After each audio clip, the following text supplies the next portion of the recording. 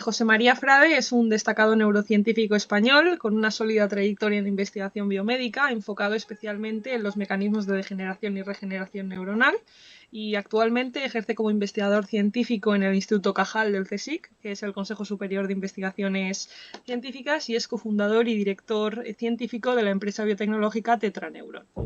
A lo largo de su carrera, el doctor Frade ha dirigido múltiples proyectos de investigación, publicado decenas de artículos y participado en el desarrollo de patentes.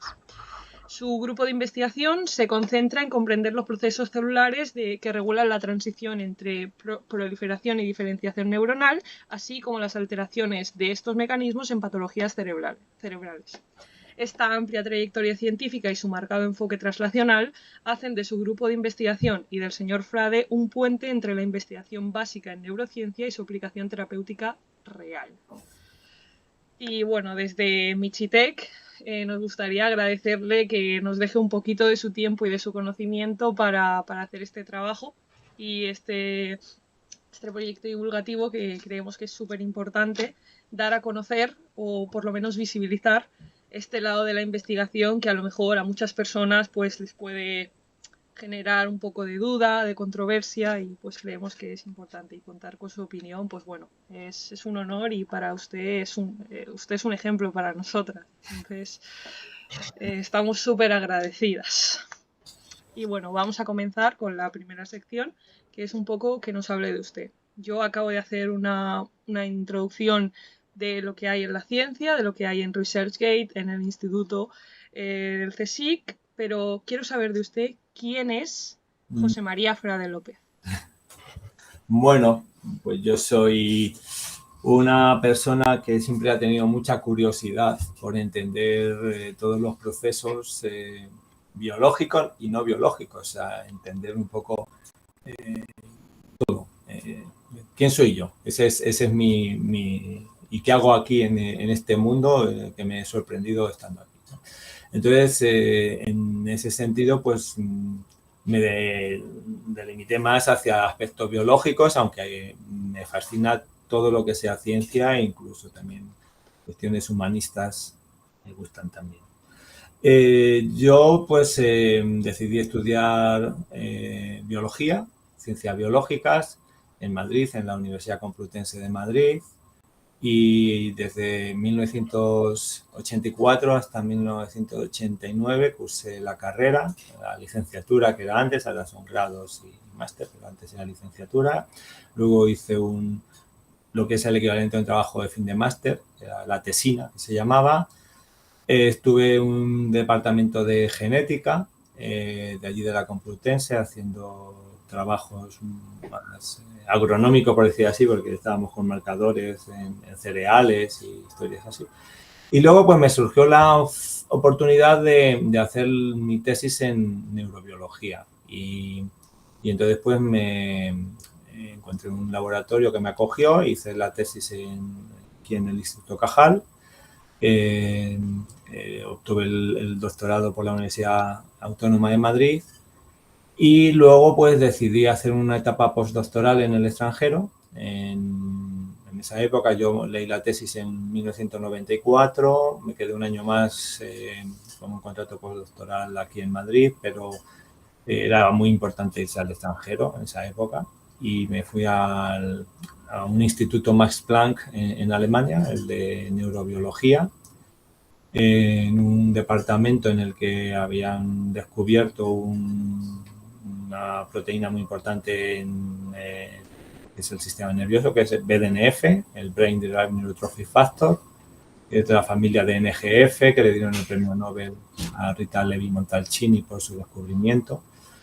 Y entonces allí pues me interesé mucho en aspectos de desarrollo del sistema nervioso y apoptosis, muerte celular programada durante el desarrollo. Estuve trabajando allí durante 3 años, me fue muy bien, conseguimos demostrar que NGF, este factor neurotrófico por antonomasia que descubrió Rita Levi-Montalcini, tenía un lado oscuro que era capaz de inducir apoptosis también y como en esa época pues se sabía que su receptor P75 era de la familia de los receptores que inducen muerte, ¿no? pues fue un descubrimiento muy aclamado, por decirlo así, ¿no? Lo conseguimos publicar en Nature y luego pues seguí trabajando y la verdad es que publiqué muy bien en mi etapa postdoctoral y algo. Entonces ya pude regresar a España y fue cuando ya conseguí una plaza en el Consejo Superior de Investigaciones Científicas, una plaza aquí en el Instituto Cajal y desde entonces pues he venido trabajando pues un poco lo que has comentado. Me interesaba mucho el ciclo celular. Una neurona es una célula supuestamente postmitótica que no se divide, pero hasta qué punto es postmitótica o es que su ciclo celular está de alguna manera bloqueado, porque mantiene la expresión de genes de ciclo celular, que los usa para plasticidad sináptica, por ejemplo, en las neuronas adultas, y tiene esa espada de Damocles, ¿no? Ahí como diciendo que tienes aquí un ciclo celular que puede ser malo, ¿no? Había bastante literatura que indicaba que en situaciones de estrés las neuronas trataban de reactivar el ciclo celular y eso me fascinó mucho. Entonces, me puse a explorar ese mecanismo que habíamos visto de muerte de P75 y vimos que había una señalización a través de 2F4. Y de ahí vimos que realmente lo que sucedía era que E2F4 inducía reactivación de ciclo y si quieres, bueno, me quedo aquí porque eso fue un poco el principio de luego pues la patente inicial, lo de la spin-off y todo el resto. Entonces, no sé si quieres que continúe o si quieres lo dejamos para otro apartado, ¿no? Lo que usted quiera. Sí. Sí, lo que tú quieras. Pues entonces, a ver. Claro, yo estaba interesado en esos procesos durante el desarrollo del sistema nervioso. En concreto usaba la retina como modelo, retina de pollo, porque es un modelo muy cómodo, muy rápido. Puedes encargar huevos fecundados a una granja y puedes poner a incubar los que quieras diariamente y en cualquier momento puedes diseñar un experimento porque tienes los huevos ahí en tu incubador. Cuando trabajas con ratón, pues es mucho más lento porque obviamente tienes que hacer cruces y es más lento todo. Entonces, para trabajar rápido es un sistema muy interesante y gracias a esa investigación básica, como yo sabía por la literatura que en las enfermedades neurodegenerativas se producen fenómenos de reactivación del ciclo, como he comentado antes, y las neuronas tratan de dividir su DNA, pues por un lado descubrimos que había un proceso que realmente es de creación de neuronas tetraploides, neuronas con doble cantidad de ADN, que ya ocurre en el desarrollo, en el cual está implicado este factor de 2F4 que os he comentado antes.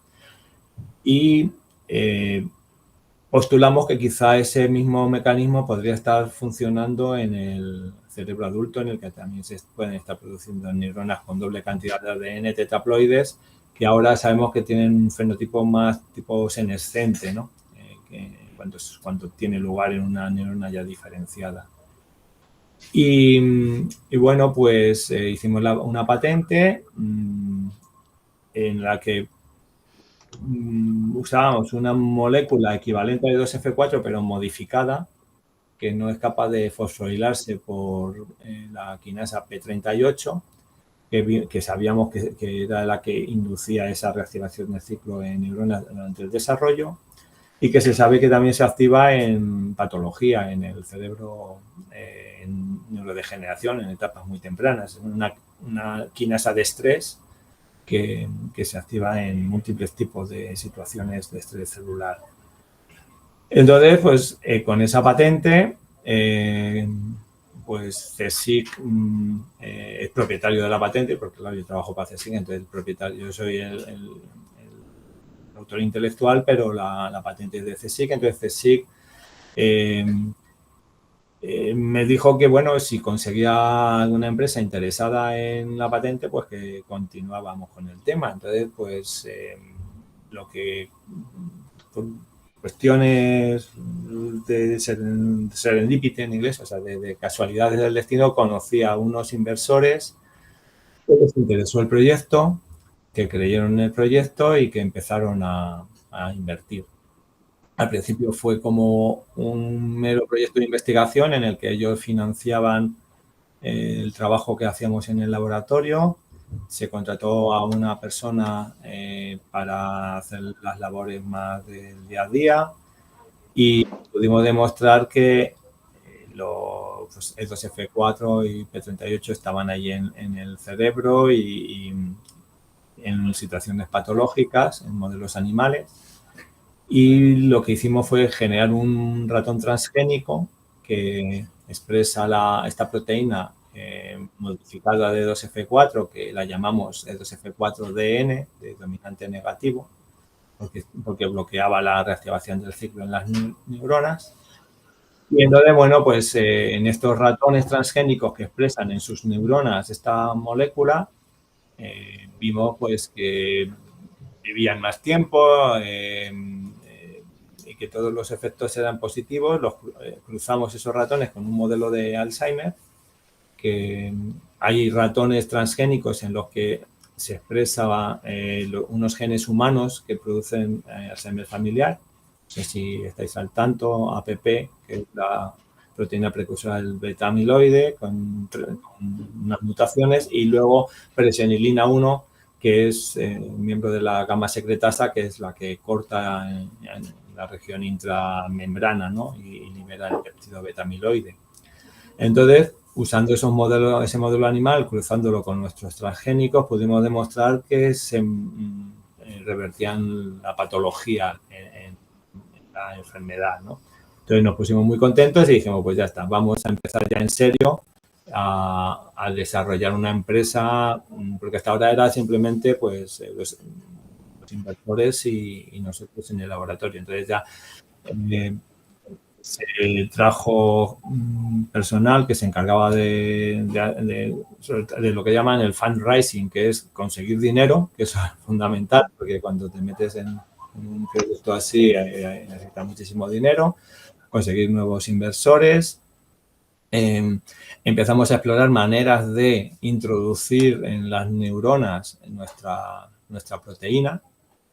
Pensamos varias opciones, habíamos pensado en un péptido de la región, por ejemplo, pero no conseguíamos atravesar bien la barrera hematoencefálica, que sabéis que el cerebro, todos los vasos sanguíneos tienen una barrera que evita que entre cualquier sustancia a su interior, que es todo lo que está realmente controlado para atravesarla. Luego estuvimos pensando en exosomas o en microencapsular la proteína recombinante, pero al final optamos por vectores adenoasociados, hacer terapia génica. Sobre todo también porque la patente esta que teníamos la extendimos a Japón, a Europa y a Estados Unidos, y en Estados Unidos nos decían que un exosoma que no es un vector. Entonces nos dijimos, bueno, pues vamos a por vectores que sean más clásicos, ¿no? Y ahí empezamos a utilizar vectores, al principio unos que atraviesan la barrera hematoencefálica cuando se inyecta por vía intravenosa. Lo que pasa es que luego descubrimos que esos vectores solamente funcionan en roedores, y de hecho solo en una cepa de ratón, son los C57. Flagship C57. Entonces, claro, tuvimos un montón de información en el modelo de ratón hecho con estos vectores prototipo, en los que tuvimos la prueba de concepto de que funcionaba muy bien. Y también funcionaba que decidimos hacer un análisis de transcriptómica para ver qué estaba pasando en el cerebro de estos ratones, porque claro, la hipótesis inicial, recordáis que es que las neuronas reactivan el ciclo, se hacen tetraploides. Sabemos que eso puede tener efectos patológicos porque hemos demostrado que esas neuronas no son capaces de transmitir bien la transmisión sináptica y bueno, pues también pueden estar alterando las redes neuronales. pueden ser senescentes, tienen una capacidad de producir factores inflamatorios, ¿no? Por ser senescentes. Pero bueno, era como demasiado. Es decir, bueno, yo siempre decía, pues como Rafa Nadal, cuando dice, ni en el mejor de mis sueños se me ocurría tener 13 o 14 Roland Garros, que ya no sé cuántos consiguió. Bueno, pues lo mismo, digo, esto vamos, ni en mis mejores expectativas. Y entonces, al hacer este estudio de transcriptómica, pues descubrimos que había mucho más. Se atenuaba la inflamación, se tenía efectos a nivel vasos sanguíneos, vasculares, reducía beta-amiloide, porque había genes involucrados en el control de beta-amiloide, de su toxicidad y de su eliminación. Entonces, ahí empezamos a descubrir que nuestra molécula no era solo una reguladora del ciclo, ¿no? Porque 2F4 es un miembro de factores de los E2Fs que se encargan de regular ciclo, en concreto el 2F4 es conocido como el regulador de la quiescencia celular. Ahora se sabe que 2F4 es como un master gene en homeostasis celular y tisular. O sea, de nuevo, otra cosa por serendipity, por casualidad, ¿verdad? No íbamos buscándolo, pero hemos dado por casualidad con una molécula que tiene un espectro amplísimo de actuación. Yo lo denomino como el 112 de la célula. Es una molécula que recibe información de que hay un estrés oxidativo, pues se encarga de regular genes de estrés oxidativo, de reparación de ADN, o sea, en general para mantener un poco la homeostasis celular. Y entonces, bueno, pues según eso empezamos a explorar distintos mecanismos y vimos que, pues aparte de reducir beta-amiloide, pues estamos también mejorando la función, estamos actuando también a nivel de sinapsis, que luego vimos que esta proteína no tiene una señal de exportación nuclear, por tanto su estado natural es estar en el citoplasma, ¿no? Entonces sabemos que llega hasta las sinapsis, hasta las espinas dendríticas, que son las regiones de las dendritas en donde se producen las sinapsis, sobre todo en el hipocampo y corteza cerebral, que son las regiones involucradas en neurodegeneración. Y entonces, bueno, pues hemos estado haciendo estudios de electrofisiología en tejido de ratones inyectados con estos vectores y vimos que éramos capaces de recuperar lo que se llama la long-term potentiation, la LTP, que es el mecanismo molecular básico para la memoria. Que la memoria es en el fondo, cada unidad de memoria, cada engrama, es una red de neuronas que están conectadas entre sí con uniones por sinapsis, y esas sinapsis están potenciadas. De manera que cuando se activa una neurona de esa red, se activan todas y entonces generas un recuerdo, ¿no? Como por ejemplo la Magdalena esta de Proust, que cuando huele la Magdalena mojada en té se acuerda de su abuela y de el campo donde estaba, no sé qué. Eso es una memoria, y eso es lo que se pierde en las enfermedades de Alzheimer. Entonces, recuperar la capacidad de producir memorias nos ha sido fascinante, ¿no? Eso nos hace pensar que podemos tratar pacientes que ya tienen demencia, que ahora mismo están desahuciados. Y bueno, pues continuamos por esa línea y vimos que éramos capaces de recuperar la memoria en un ratón haciendo test de memoria también. Luego hemos visto que hay efectos externos, ¿no? Cuando vemos que se atenúa la neuroinflamación significa que porque nosotros expresamos nuestra proteína en neuronas y tenemos un efecto fuera de las neuronas. Entonces es porque se están liberando factores que están informando al ambiente que esa inflamación debe de resolverse, debe de reducirse. Y también vemos mejoras en neurogénesis adulta, que también es un proceso que se ve alterado en la enfermedad de Alzheimer y que obviamente está fuera de las neuronas, porque está en el nicho neurogénico, en las regiones donde se produce neurogénesis adulta, que es en la capa subgranular del hipocampo y en la subventricular, los laterales del sistema nervioso. Entonces, llegados a este punto, bueno, pues tenemos una prueba de concepto de que nuestra proteína tiene una capacidad terapéutica muy potente. Hemos visto que también lo podemos aplicar a otras enfermedades neurodegenerativas y al envejecimiento, o sea que hemos ampliado líneas de investigación en ese sentido para tener nuevas indicaciones. Y ahora, pues, necesitábamos un método de administración en humanos que sea capaz de llegar a las neuronas. Porque los vectores que teníamos al principio no se puede porque no atraviesa la barrera. Y además también deberías poner unas cantidades tan astronómicas de vectores que primero pueden ser tóxicas. De hecho, el serotipo que usamos ahora también tiene tropismo por hepatocitos, entonces podría afectar al hígado.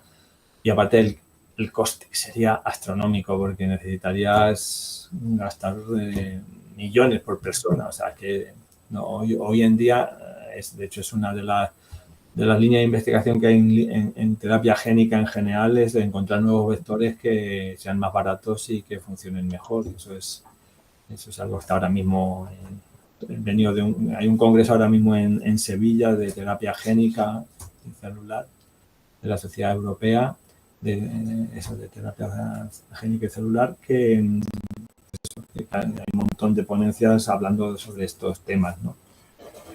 Entonces decidimos utilizar un vector que ya ha sido aprobado por la FDA para otras enfermedades neurodegenerativas en niños, una enfermedad rara, esta la SME, y aplicarlo a través de una inyección intratecal. Intratecal significa que pinchas al interior de la cavidad donde está el sistema nervioso, que sabéis que está rodeada por el líquido cefalorraquídeo. Entonces sería inyectar en la cisterna magna, que es una cavidad de todas las ventrículos, sabéis que el sistema nervioso se forma como un tubo neural en el que tiene un lumen interno y ese lumen luego que permanece en el adulto, de manera que se está produciendo ahí líquido cefalorraquídeo que luego sale por la cisterna magna y luego rodea todo el exterior. O sea que realmente está flotando, el cerebro y la médula están flotando en líquido cefalorraquídeo. Entonces sería inyectarlo ahí y de esa manera conseguir que alcance el máximo número de neuronas, que ese es un poco el hándicap que tenemos. Entonces hicimos una prueba de concepto, yo estaba un poco escéptico, pensaba que una difusión pasiva no iba a ser fácil, pero ahora se sabe que en el cerebro hay el sistema linfático, que lo que hace es limpia el cerebro por la noche mientras dormimos, de manera que de manera activa ese líquido cefalorraquídeo es capaz de pasar a través del parénquima del cerebro y luego se libera por vasos linfáticos, que también los hay. De manera que ahora tiene sentido. Si pones vectores virales en el líquido y luego ese líquido está pasando a través del cerebro de manera activa, es una manera de conseguir una buena biodistribución, ¿no?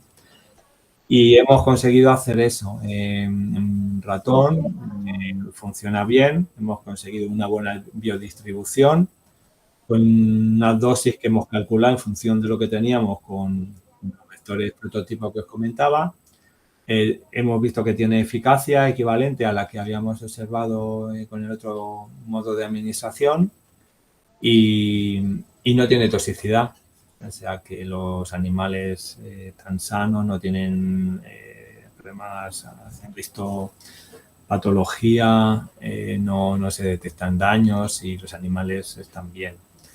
Entonces, hemos hecho también estudios en monos, en macacos, lo que llaman non-human primates, y ahí son estudios también de seguridad, para ver que no hay efectos tóxicos, y de biodistribución. Entonces ahí, claro, tienes que hacer un escalado del ratón del cerebro de un ratón que tiene 0,42 gramos de peso a en torno a 70 gramos, que es el peso de un cerebro de un macho de macaco. Entonces, pues hemos escalado, hemos puesto proporcionalmente un equivalente de vectores y hemos conseguido también buena biodistribución. Tenemos ya resultados de hace poco, de estas mismas semanas nos han enviado datos de PCR cuantitativas. Todo esto son estudios de regulatoria.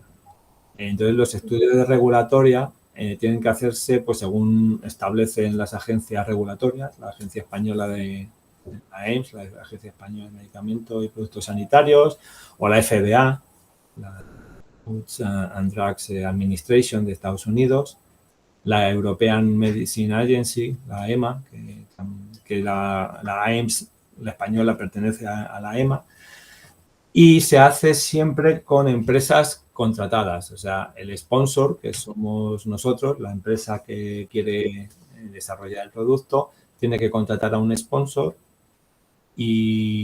a una CRO que se llama, una empresa que te hace el trabajo de investigación cobrando, y cobrando bastante. Entonces, ellos han sido los que han desarrollado los estudios regulatorios en ratones y estudios en macacos. Lo hemos hecho todo en España, que eso también es muy importante de decir, que todo el desarrollo de esta terapia génica es español 100%, con inversores españoles, con la ciencia hecha en el CSIC, y todas las CRO son también españolas.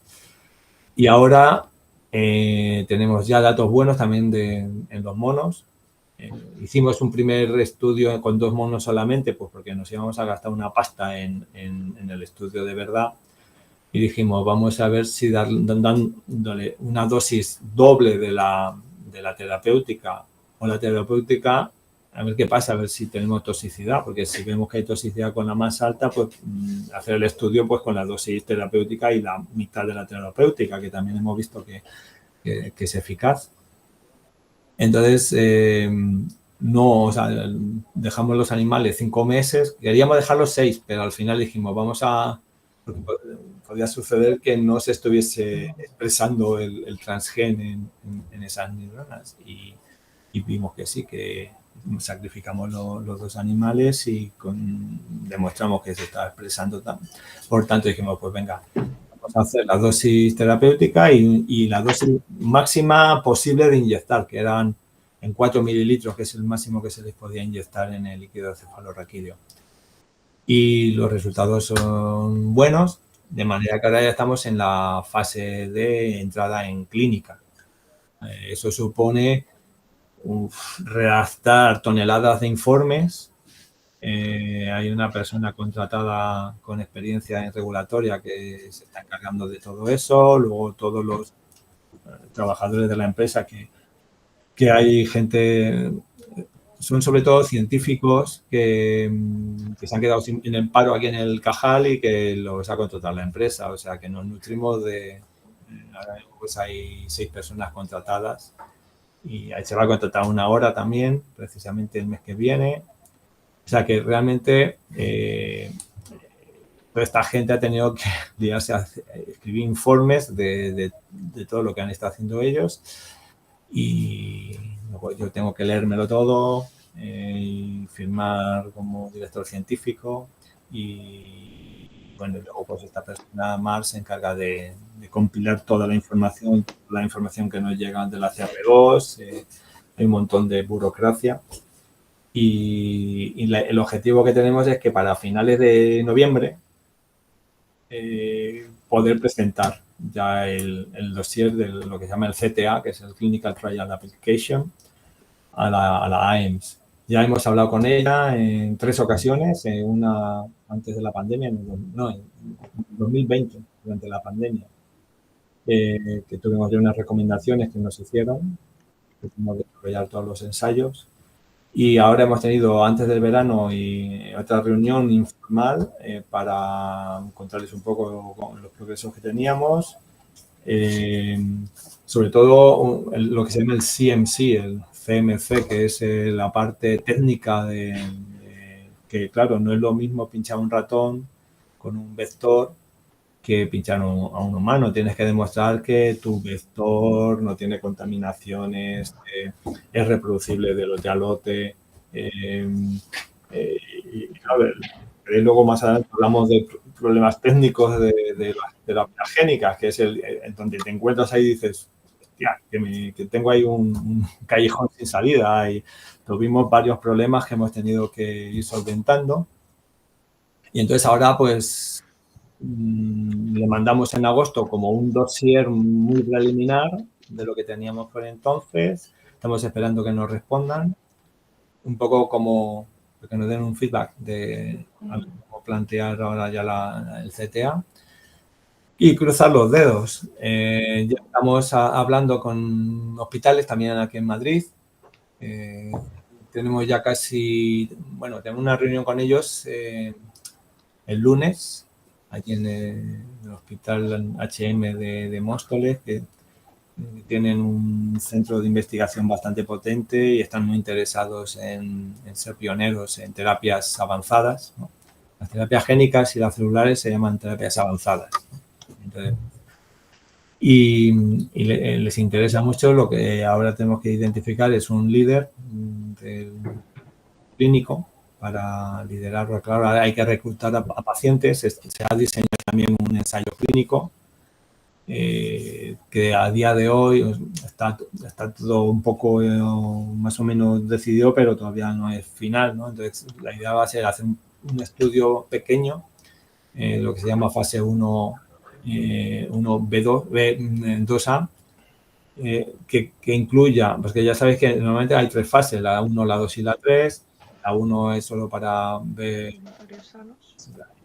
Pero no, eso es cuando haces un small molecule.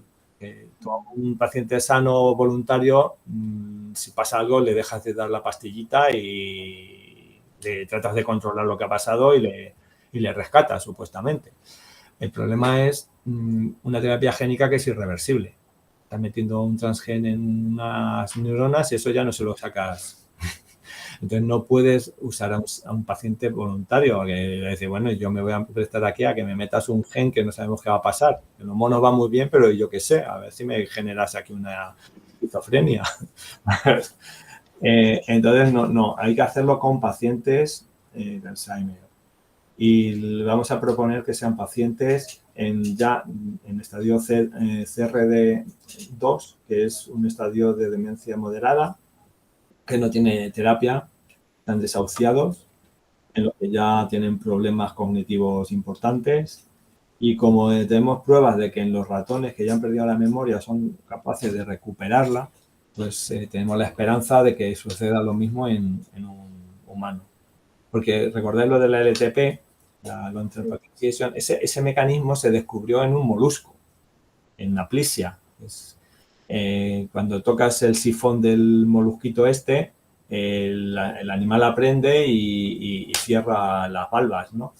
Y ese mecanismo que se usa para memoria en un molusco es el mismo que usamos los humanos y el mismo que usa un ratón. Entonces, por eso, si hemos conseguido recuperar la LTP en un ratón, pensamos que lo más lógico es que si metemos esa proteína en una neurona humana, la recuperemos también. Tenemos evidencia también en neuronas humanas derivadas de iPSCs. ¿Conocéis las células madre estas pluripotentes? Las madres pluripotentes, sí. Sí.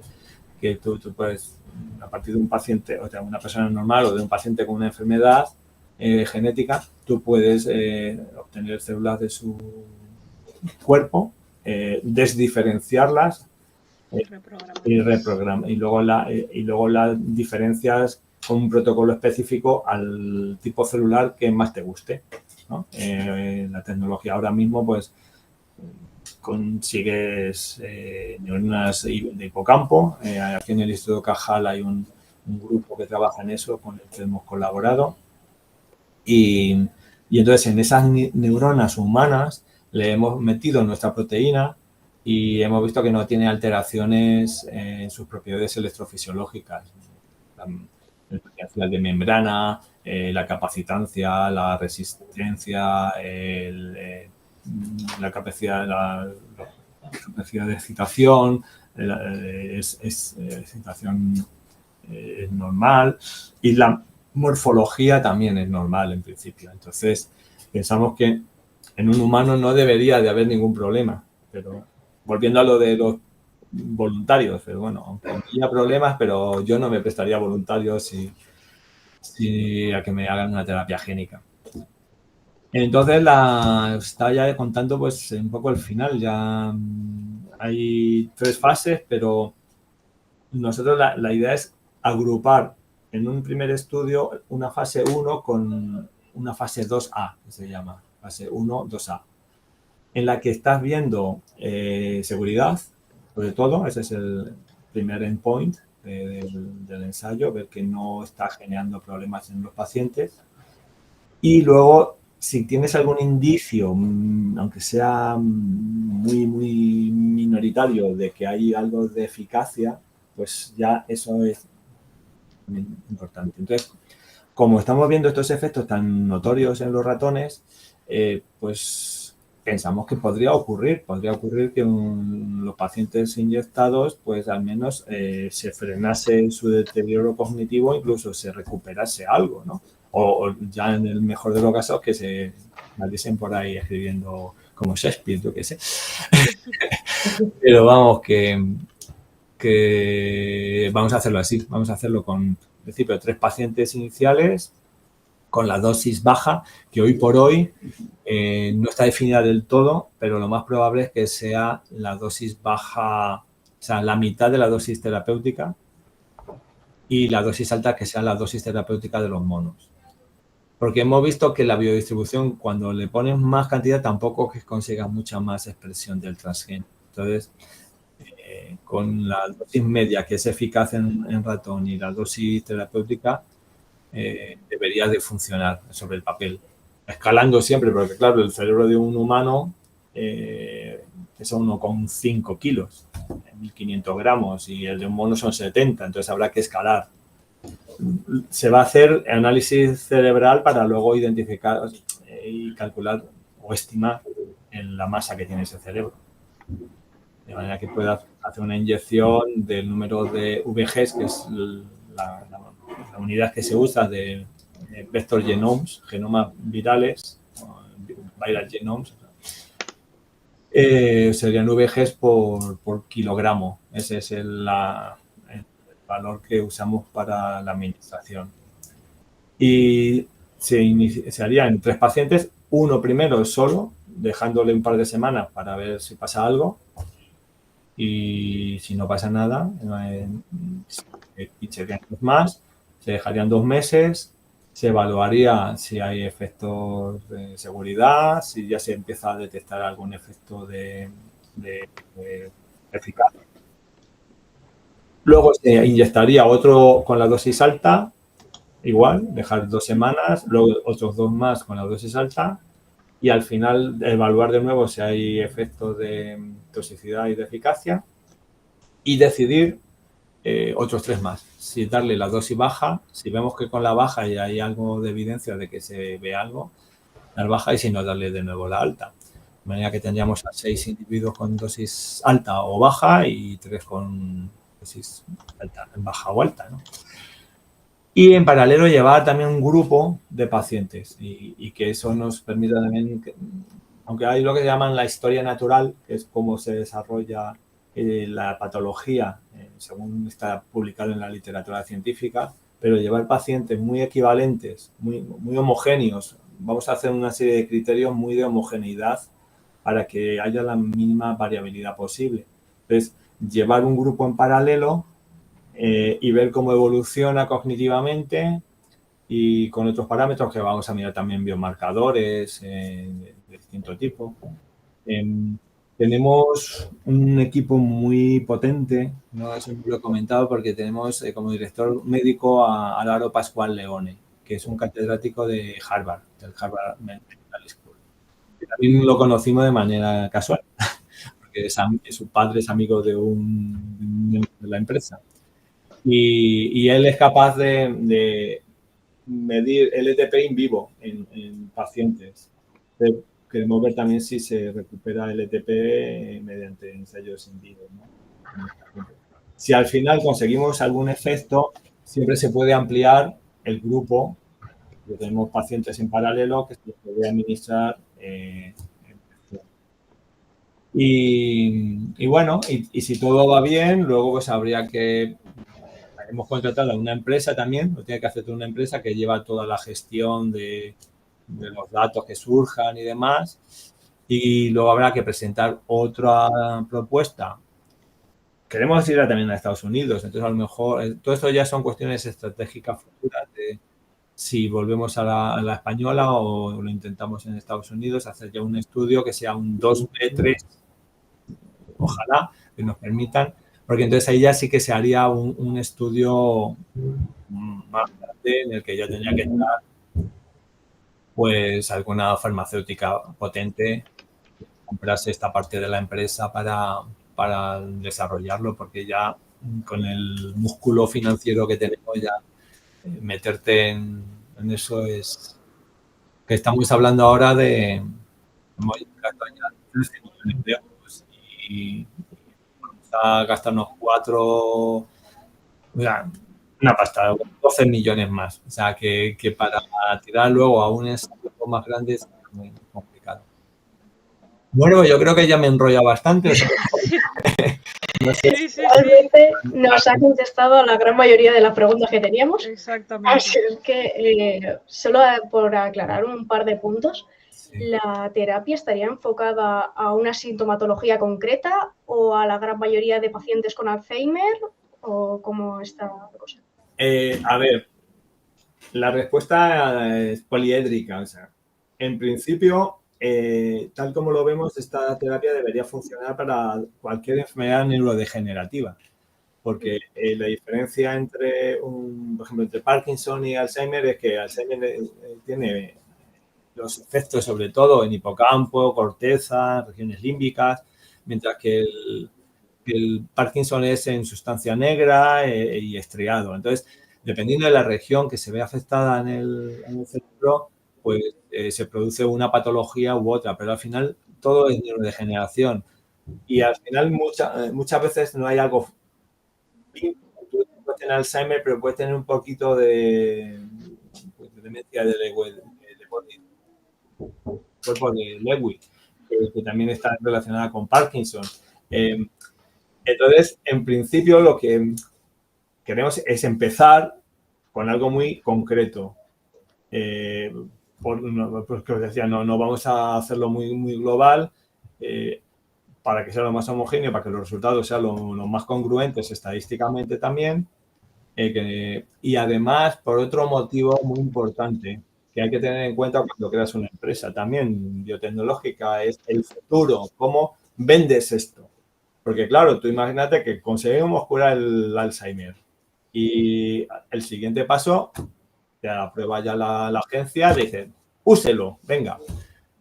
¿Qué tienes que hacer? Pues tienes que ir a la Seguridad Social de España, de Francia, de Alemania, Estados Unidos, Healthcare de no sé dónde, y te va a decir, hostia, me está usted hablando de 50 millones de pacientes y me dice usted que hay que pagar, yo qué sé, 100.000 euros por paciente. Inviable. No es posible. Entonces, todo esto, tenemos gente en la empresa que viene del mundo de la farma, que ya, todo esto ya lo han pensado y han dicho, lo que hay que hacer es restringir al máximo un grupo muy pequeño de momento, que ya tiempo habrá de ampliarlo. Entonces, por eso lo que estamos restringiendo a pacientes que están en CDR2, que es una etapa moderada de demencia, que sean, o sea, APOE negativo, APOE 4 negativos, que, bueno, una serie de criterios que los clínicos han establecido para que sea un grupo pequeño, para que cuando vayas a la realidad y vayas a la Seguridad Social y al Ministerio de Sanidad y tengas allí a un interlocutor de allí y le digas, mire, es que solamente en España hay 10.000 personas así solamente. Luego, más adelante, pues obviamente tratar de expandirlo a más pacientes. Yo quiero entender que al final los precios, el coste debería disminuir. Ahora mismo la producción de los...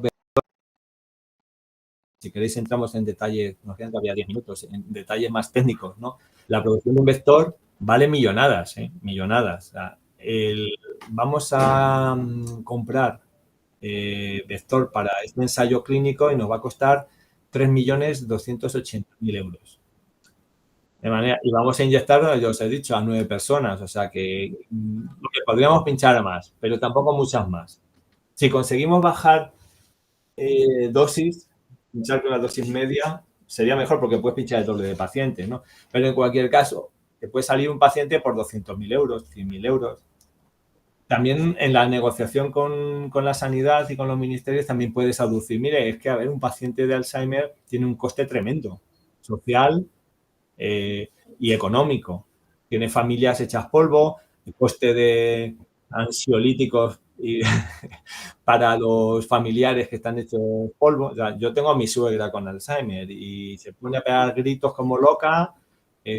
O sea, es demencial. Entonces, y el coste económico, ¿cuánto cuesta tener un paciente así en o con una persona en casa que te ayude o llevarla a una residencia? O sea, que hay un coste que dices, es que a lo mejor por 100.000 euros es muchísimo menos de lo que cuesta un paciente durante 2 o 3 años hasta que fallece en esta situación.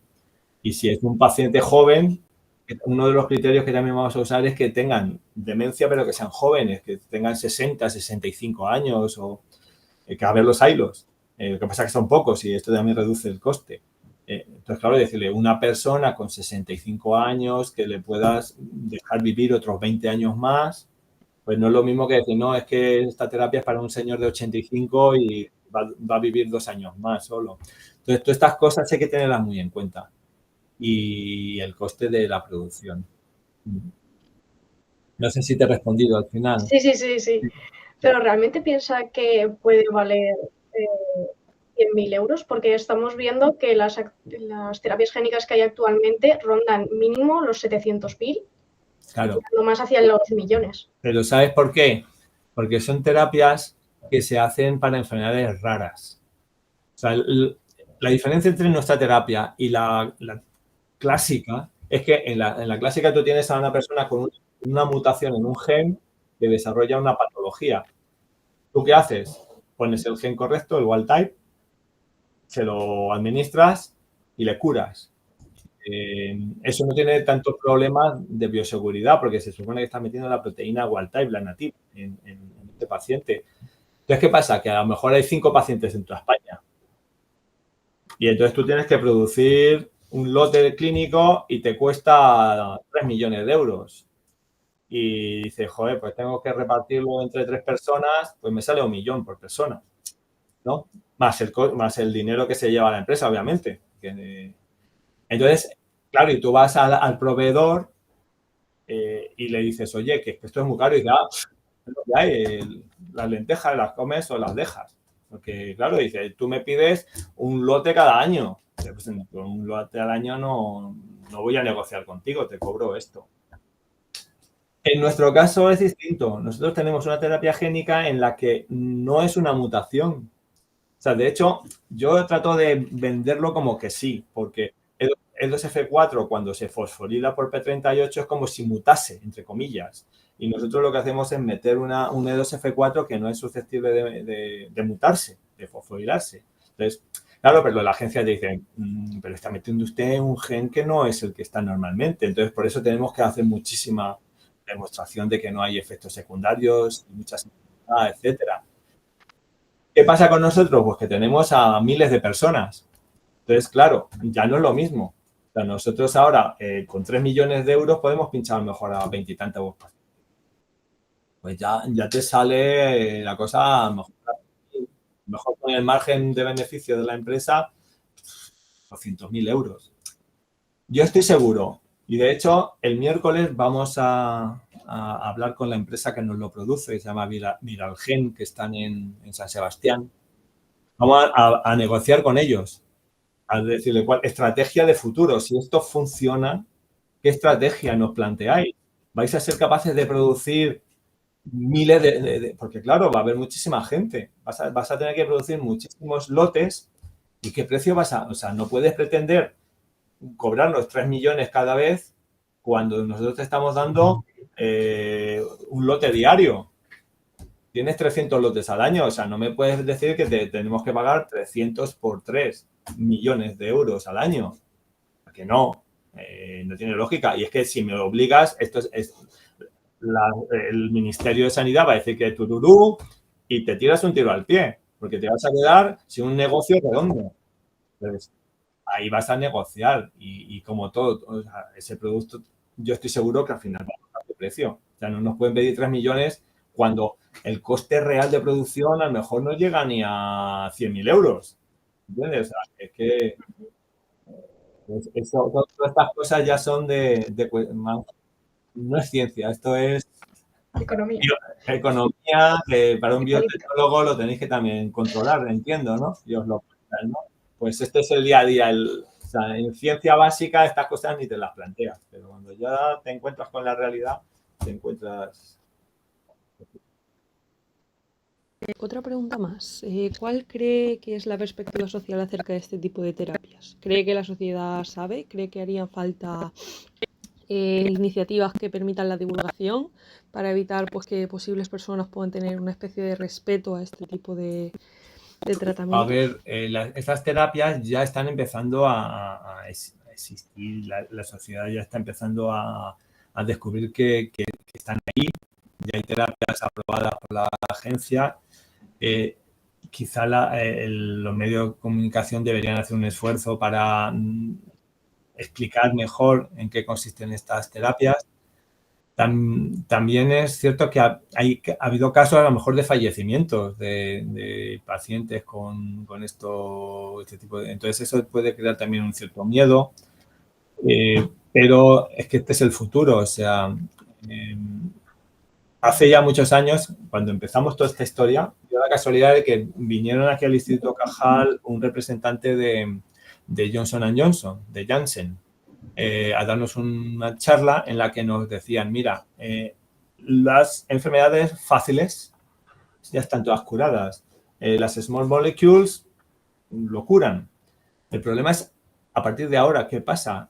Una patente dura, ya sabéis, unos máximo 20 años, si lo expandes hasta 24 años, se están acabando las patentes, nos estamos quedando sin terapias que nos den beneficio. Entonces, es necesario que surja de la academia información, porque nosotros no somos capaces de curar enfermedades complejas. Entonces, las enfermedades complejas no se curan con una pastillita. Una small molecule, o sea, si yo ahora mismo quisiera hacer esta terapia con una small molecule, dice, bueno, ¿y qué hago? Me inhibo a P38, pero ¿qué P38 es? Hay 4 isoformas distintas. ¿Cómo consigo que la small molecule llegue solo a la neurona y no llegue al hígado y a la piel, ¿no? No es sencillo. Las enfermedades complejas, que son las que quedan por curar ahora mismo, necesitan abordajes complejos. Y eso es lo que habría que transmitir a la sociedad, de que ahora es el momento de desarrollar terapias avanzadas, celulares y genéticas, que pueden curar también y que no hay que tenerles miedo. Y eso, pues, nosotros por nuestra parte, pues, estamos en contacto con asociaciones de pacientes y de familiares de pacientes. Vamos a congresos de esta gente, pero sí que es cierto que los medios de comunicación son los que deberían de darle más difusión. Sí. Pasando un poco al marco legal, ¿qué opinas sobre la regulación legal del desarrollo, investigación y aprobación de terapias génicas? ¿Cree que la legislación actual supone una barrera más compleja que la del desarrollo de fármacos convencionales? Hombre, es más complejo, pero también es cierto que tiene más riesgo, es lo que os comentaba antes. No es como una pastilla que si tienes un efecto adverso dejas de tomarla y se acabó. Aquí vas a modificar un gen, porque tú estás metiendo un ADN ahí en el interior de las células, en principio en el caso nuestro, de todo el sistema nervioso, de todos los tipos celulares y también en el hígado, por ejemplo, tiene mucho tropismo. Lo que pasa es que luego usamos un promotor que es específico de neurona para que solo se exprese en neuronas, pero no deja de dar un cierto miedo, decir, bueno, ¿qué va a pasar en un humano, no?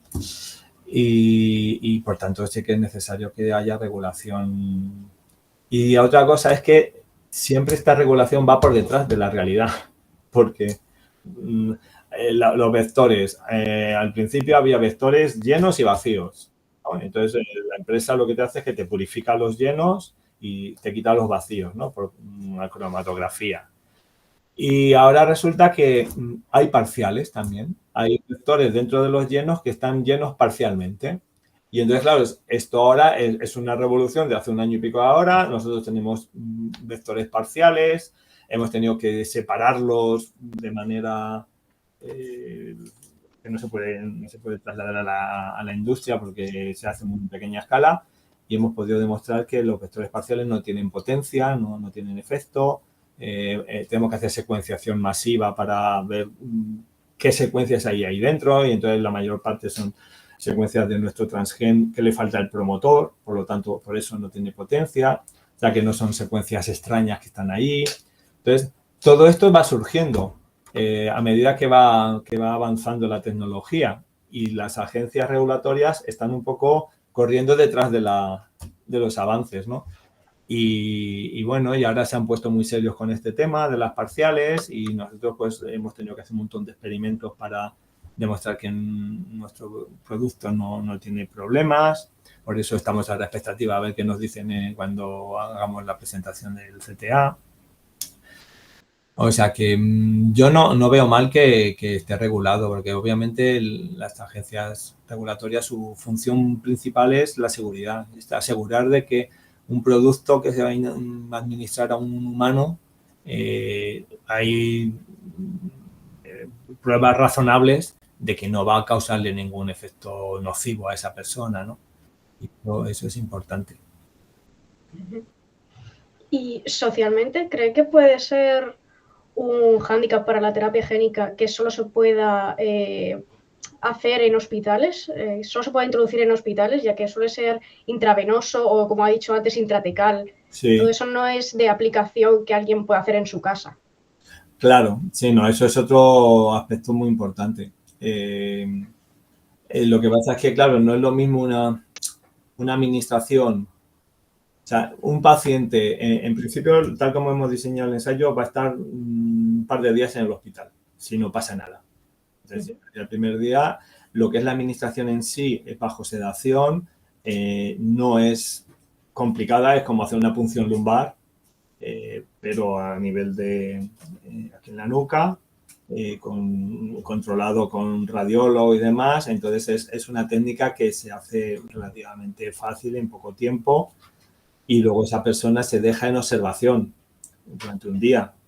Pero porque es un ensayo clínico, porque no sabes qué va a pasar. Si se demuestra que no es tóxico, probablemente en el futuro tú llegas como si vas a hacerte una prueba de una radiografía o te vas a hacer un escáner de no sé qué. Llegas, te sedan, como si te hacen una colonoscopia.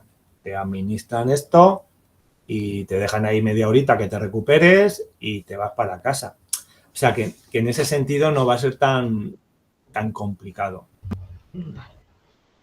Pero bueno. Y también... Además, otra cosa que solo es una única vez. Que no es como, por ejemplo, estas terapias que han surgido ahora de anticuerpos monoclonales, el lecanemab y todos estos, que lo que hacen es ralentizar y no curan realmente.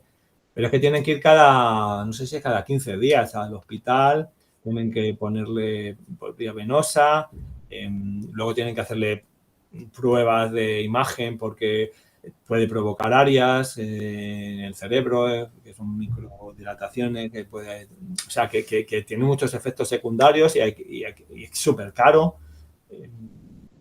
No es lo mismo, o sea, nuestra terapia es one hit and run, como dicen los anglosajones.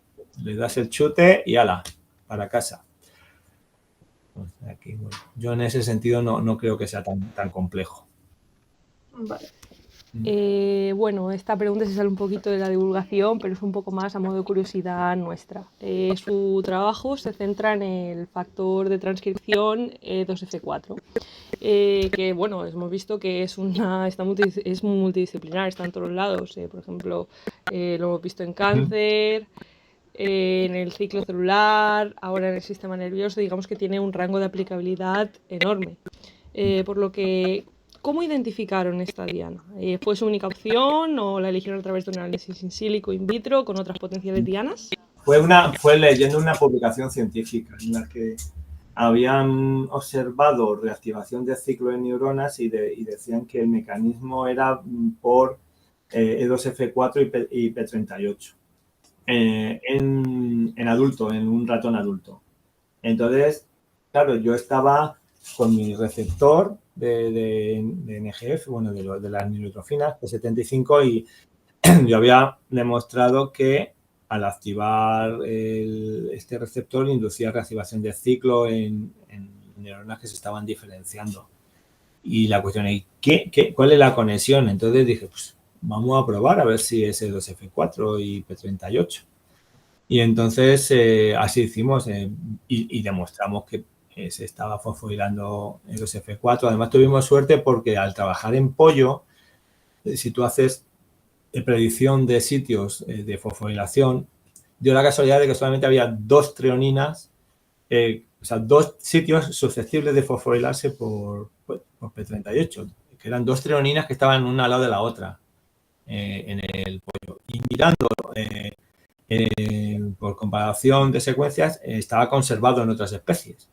Por lo tanto, dijimos, pues date. Y entonces, por eso hicimos una forma mutada precisamente en esas 2 y demostramos que esas 2 eran las que se encargaban de todo el mecanismo. Luego en ratón hay un montón de treoninas que se fosforilan por P38, entonces si hubiésemos tenido que ir usando el ratón hubiese sido muy complicado, pero a veces, y eso es muy importante, eso siempre lo digo, la ciencia básica es fundamental. Muchas veces las agencias que financian la investigación tratan de hacer ciencia translacional. Sí, muy bien. Hay que hacer traslación de la ciencia. Pero antes habrá que hacer ciencia. Porque si tú no exploras, tú no eres capaz de sacar nuevos conceptos. Si no, estarías siempre con el betamiloide, para allá y para acá, ¿no? Dando de vueltas, como llevamos 20 o 30 años y no se consigue casi nada. Entonces vamos a explorar y dejar la iniciativa de los científicos que algo de lo que saquen a lo mejor es... Lo importante es transmitir a los científicos básicos que todo aquel descubrimiento que hagan, antes de publicarlo, que piensen, ¿esto puede tener repercusión clínica de alguna manera? Porque hay muchos científicos, yo estoy rodeado de muchos, que a ellos lo único que les interesa es la curiosidad, lo que os decía al principio, curiosidad, cómo funciona esto, cuáles son los mecanismos y tal, y lo publico y otra cosa, mariposa. Entonces, pensar antes de publicarlo si realmente lo que tienes lo puedes trasladar. Y entonces ahí sí que se consiguen cosas, ¿no? Y yo creo que soy en ese sentido un ejemplo de ciencia básica en pollo, que dice, bueno, el desarrollo de la retina del embrión del pollo, la apoptosis por P75, no sé qué, y dice, pues déjame que a lo mejor encuentro 2F4 y mira a ver si eso puede trasladarse luego a la clínica. Y así fue. Y he sido afortunado y encontré personas que creyeron, que financiaron, luego por cuestiones de serendipity, que os decía antes, pues, por ejemplo, el que es ahora CEO de la empresa, lo conocimos porque era amigo del entrenador personal del socio fundador. Y entonces era un tío que trabajaba en la Big Pharma, estaba en Takeda y luego pasó a Johnson & Johnson y ahora se metió de inversor y ahora está de CEO de la empresa. A Álvaro Pascual Leone de Harvard, pues fue también porque lo conocían y habló con él, vino, le gustó mucho el proyecto y se ha quedado y está ahora tirando del carro. O sea que he sido muy afortunado, pero también porque he tratado de ver esa dimensión translacional de la investigación básica. Y en conclusión, hay que financiar la investigación básica y hay que formar a los básicos para que piensen en términos translacionales. Y así se consiguen cosas. Si no haces investigación básica, tampoco consigues cosas. Todo ahí, no se descubre, no se sabe y no puedes avanzar. Y así, siguiendo con lo de la financiación que estaba diciendo, ya que usted también es cofundador de una spin-off que está centralizada en el desarrollo de terapias de enfermedades e investigador en un centro que tiene gran financiación pública, ¿cree que las grandes empresas farmacéuticas deberían involucrarse más en desarrollar la terapia génica y que así se avanzaría más rápido? Te contesté un poco antes porque las grandes compañías no quieren financiar esto así en etapas previas. Ellos lo que quieren es que seamos los científicos en institutos de investigación básica, los que hagamos descubrimientos y tratemos de encarrilarlo y cuando esté encarrilado dicen, venga, te compro. Porque, claro, más fácil que me lo hace este del Cajal y cuando llegue al final, pues ya sin eso, pues ya se lo compro. Y así ha sido. Y los de Johnson & Johnson, que los conocimos cuando acababa de hacer la patente, le dije, mira, estamos ahora creando una empresa. Ah, vale, muy bien. Y nos han estado siguiendo. Y de hecho somos miembros de Johnson & Johnson Innovation. Somos una empresa incubada por lo que se llama J-Labs. Y podríamos tener la sede en Bélgica, porque tienen allí espacio. Pero claro, no vamos a ir a Bélgica cuando somos todos españoles, estamos aquí. Entonces, Johnson & Johnson nos sigue y en un momento dado pueden estar interesados en comprar el activo. Pero claro, ellos prefieren que lo hagamos nosotros y luego a lo mejor, no sé, ahora mismo se está valorando la empresa en 20 y pocos millones. Si llegamos a clínica serían 50 y si pasamos en clínica bien en la primera fase, pues estaban hablando de 500 millones. ¿Qué pasa? Dice, bueno, pues mira, tú querías saber todo esto desde el principio, ya te va a costar 500 millones. Cada una farmacéutica mejor dice, 500 millones es pequeña minuta y prefiero que me lo hagas tú con el riesgo que se supone, porque a lo mejor no sale nada, no tengo que dedicar a personal a que se haga esa investigación y tú me lo haces y cuando llegues yo te suelto los 500 millones sin problema, no pasa nada, yo sigo para adelante. Y entonces es como funciona, o sea, y igual que Johnson & Johnson, pues no nos negamos a otros, o sea, la idea es que haya más competidores que ofrezcan más, o sea, decir, bueno, a ver ahora que a quién le interesa esto, a ver cuánto me pagas, ¿no? Así funciona un poco. Bueno, pues, Muchas gracias, ha sido muy interesante.